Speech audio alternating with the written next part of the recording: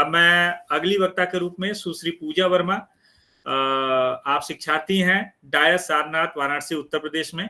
मैं आपसे निवेदन करना चाहूंगा कि आपका जो विषय है वर्तमान समय पर कृत्रिम मेधा की उपादेयता, इस पर आप अपने शोध पत्र का वाचन करें।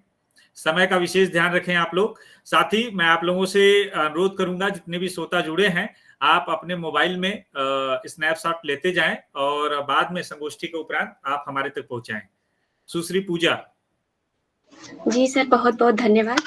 यहाँ पर उपस्थित पांडिचेरी विश्वविद्यालय के विभागाध्यक्ष एवं आज के इस राष्ट्रीय संगोष्ठी के अध्यक्ष आदरणीय डॉक्टर जयशंकर बाबू सर तथा संचालनकर्ता श्री उमेश प्रजापति सर तथा उपस्थित सभी शोधकर्ताओं को मेरा प्रणाम। मेरी शोध पत्र का विषय है वर्तमान भारतीय समाज में कृत्रिम मेधा की उपादेयता। इसके पहले मैं सभी को धन्यवाद देना चाहूंगी कि यहाँ पर अपने विचारों को प्रस्तुत करने के लिए एक अवसर प्रदान किया गया। तो कृत्रिम मेधा या कृत्रिम बुद्धिमत्ता शब्द जो है, इसका सबसे पहले 1956 में जॉन मैकार्थी ने प्रयोग किया था। इसी वजह से इन्हें कृत्रिम बुद्धिमत्ता के जनक के रूप में भी जाना जाता है। इसके अंतर्गत मानव जैसी बौद्धिक क्षमता विकसित करने का प्रयास किया जाता है तथा ताकि मशीनें परिस्थितियों के अनुरूप निर्णय एवं बिना किसी मानवीय आदेश के भी कार्य कर सके। शुरुआती विकास में ही इसके रोचक परिणाम भी देखने को मिल भी रहे हैं। इससे कोई भी देश अछूता नहीं है। इसके अनुप्रयोग की बात करूं तो इसका अनुप्रयोग काफी विशाल और विविध है, जिनमें स्वास्थ्य संबंधी देखभाल, वित्त, परिवहन, मनोरंजन, भाषा प्रौद्योगिकी का विकास, शिक्षा आदि सभी क्षेत्रों में व्यापक स्तर पर उपलब्ध है। और आजकल सबसे लोकप्रिय कृत्रिम बुद्धिमत्ता एप्लीकेशन आई है चैट जीपीटी, जो एक ऐसी सॉफ्टवेयर है जिसका प्रयोग करने पर उपयोगकर्ताओं को बिना किसी देर के तुरंत उनके प्रश्नों का जवाब मिल जाता है। इसके साथ फोटो जनरेटर, स्वचालित एआई कारें तथा सोफिया, जो कि एक व्यक्ति की तरह व्यवहार कर सकती है, जो कि शिक्षा के क्षेत्र में भी प्रभावी तरीकों का इस्तेमाल कर बच्चों को अच्छे ढंग से सिखा पाती है। अब मैं इसके लाभ की बात करूं तो कृत्रिम बुद्धिमत्ता जो है, यह गरीबी, बीमारी आदि सभी को खत्म करने का भी लक्ष्य प्राप्त कर रही है और करेगी भी। उदाहरण के तौर पे बात करूं तो अगर भारत में 10 लाख के करीब यदि रोबोट हैं, कृत्रिम रोबोट, और उसके परिप्रेक्ष्य में अगर 10 लाख के करीब पेशेंट भी या रोगी भी आ जाएं, तो ये हर एक रोगी को एक एक रोबोट मिलेगा और ये काफी अच्छे तरीके से इलाज करेगी। जब तक कि उसका बेहतर ढंग से इलाज ना हो जाए तब तक ये साथ भी रहेगी। और इसके साथ यह ज्वालामुखी के अंदर भी जाने का ताकत रख सकती है यदि उसको वैसे धातुओं का कवच प्रदान किया जाए। यानी कि यह उन सभी जगहों पर कार्य करेगा जहां पर मानव को दुविधाओं का सामना भी करना पड़ता है।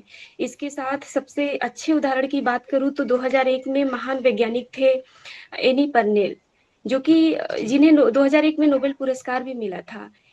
इन्होंने 40 वर्ष तक मेहनत करके अपने परिणाम को प्राप्त किया था और उसी परिणाम को इस कृत्रिम बुद्धिमत्ता ने सिर्फ 1 घंटे में ही लाकर रख दिया। तो इससे हम इसके दक्षता और क्षमता की अनुमान लगा ही सकते हैं। अगर अब बात करते हो इसके नुकसान की, तो इसके नुकसान भी काफी हद तक है। जिस तरीके से यह लाभ दे रहा है हमारे देश को, उससे भी कहीं अधिक यह मानव सभ्यता के लिए घातक भी सिद्ध हो सकता है। जिस रोबोट का हम प्रयोग कर रहे हैं, वही रोबोट हमें भी खत्म कर सकता है। इसके जीते जागते अगर उदाहरण की बात करूं तो 2017 में एक फेसबुक ने चैटबॉट का प्रयोग किया था, जो कि कृत्रिम बुद्धिमत्ता का सबसे उन्नत रोबोट है। जब 2 चैटबॉट को एक साथ बिठाया गया था आपस में बातचीत करने के लिए, तो ये कुछ समय तक 1 घंटे तक तो काफी उसके मुताबिक बात की जिन्होंने बनाया, लेकिन कुछ ही क्षण बाद ये अपनी ही भाषा में बात करने लगे। इससे ये पता लगा जा सकता है कि यह अपने ही निर्णय लेने लग गया, यानी कि बाद में काफी खतरा भी साबित कर सकता है। इससे भी दुख की बात यह है कि हमारे आज युवा युवतियों के लिए भी काफी खतरनाक सिद्ध होगा, क्योंकि इससे बेरोजगारी की दर भी बढ़ सकती है। काफी लोगों की नौकरियां भी छीनी जा सकती हैं। और यह हमारा जो रचनात्मक शैली है, इसको भी खत्म कर सकती है, क्योंकि जब मनुष्य जब इसके पीछे जब काफी निर्भर होने लगेगा, तो उसका अपना जो रचनात्मक शैली है वो कम हो जाएंगी, वो कम उत्पन्न होंगी। अब मैं अपने विचारों को समाप्ति की ओर ले जाते हुए कह सकती हूँ कि हमें इस दृष्टिकोण को ध्यान में रखना चाहिए कि मशीन मनुष्य के लिए है, ना कि मनुष्य मशीन के लिए। मनुष्य कितना भी उन्नत स्वरूप मशीन का कितना भी उन्नत स्वरूप विकसित कर लिया जाए, लेकिन ये मानवीय संवेदनाओं और भावनाओं को तथा पूरे का इत्यादि का स्थान कभी नहीं ले सकती है। धन्यवाद। जी, बहुत-बहुत आभार, धन्यवाद आपका। आपने वास्तव में कृत्रिम मेधा से मिलने वाले जो लाभ हैं उनके ऊपर विस्तार से बताया और उसके साथ ही साथ चिंताओं का भी ज़िक्र किया कि ये हमारे लिए खतरनाक कैसे हो सकते हैं। हमारी हमारी जो मेधा है, हमारी रचनात्मक जो सृजनता है, उसमें बाधा कैसे पैदा कर सकते हैं।